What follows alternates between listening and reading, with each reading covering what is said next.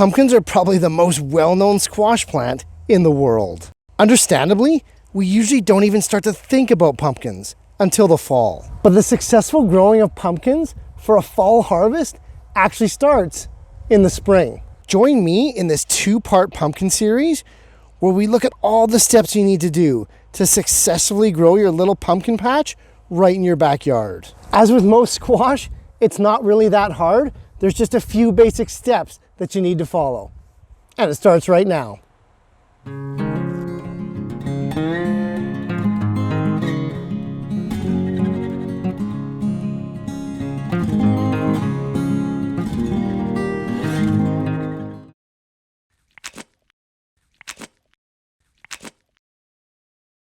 Now that we've decided to grow a pumpkin patch, let's start by setting up our seeds to germinate. I use the standard 72 cell propagation trays for all of my larger seeds, such as cucumbers, squash, and of course, pumpkins. The 98 cell ones are just simply too small.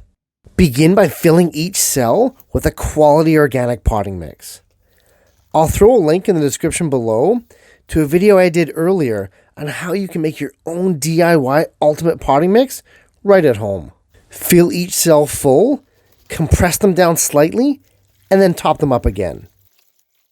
Before we can seed, fill the bottom of that tray with about 2 liters of water and let it sit for about 2 hours.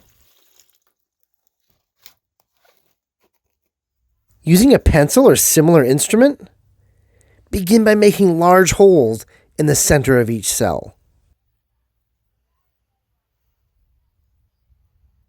Pre-soaking this tray really helps to hold these holes intact. We can now plant our pumpkin seeds. Orientation of the seeds doesn't really seem to matter, so I just place mine flat in most cases. If the seeds move around, don't stress. The shoots will find their way. Cover up each hole, and now we're done planting.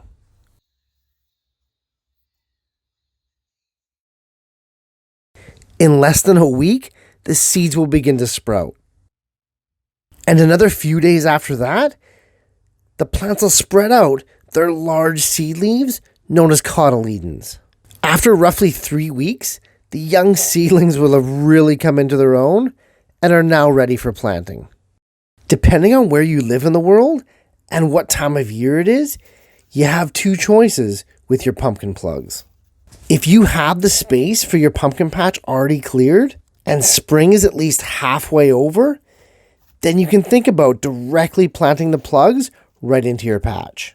For me, I'm always too early with my plugs, so I have to transition mine into 4-inch nursery pots. It is an extra step, but it's not too bad because it also generates another starter plant that I could sell at the farm stand. Pumpkin plugs are planted differently than most of the other plugs that we've done so far. We begin by only filling each of those nursery pots with about 1 inch of potting mix.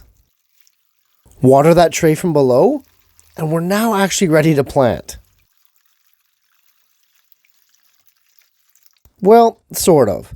Sometimes you gotta wait a few minutes for those pots to settle because they begin to float around. No doubt about it, pumpkin plugs are an unruly mess. As a pure horizontal vine, this will be delicate and finicky work at best. Start by selecting your biggest and best seedlings first. Using a flathead screwdriver, pry out that plug, taking special care not to tug on that stem.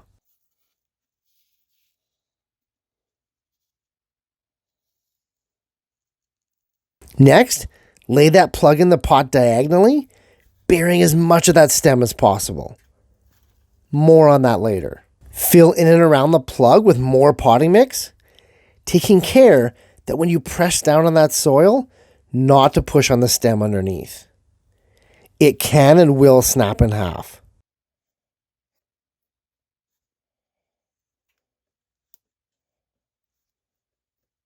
Go ahead and keep potting up these plugs, orienting them all in the same direction away from you.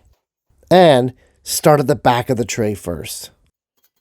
It's finicky, I get it, but just work through them. Again, make sure not to push down on that buried stem. If it snaps, it's game over. Easy enough stuff though. Let's go ahead and try a tricky one. Carefully untangle all those branches until you can get to the one you want. If it helps, you can simply remove and discard the small spindly plants that you won't be using anyway. Pry it out like normal using that screwdriver and place it diagonally in the pot in the same manner as we did the previous ones. Support that stem as you fill in the pot and complete the planting. Just work your way through these guys carefully and diligently. They are worth it. Now, back to why we bury those stems. Pumpkins, like all squashes, have the ability to send out roots right from their growing stems. These appendages are known as adventitious roots. By planting these vines deep, you allow the plants to formulate a formidable network of roots in a very short period of time.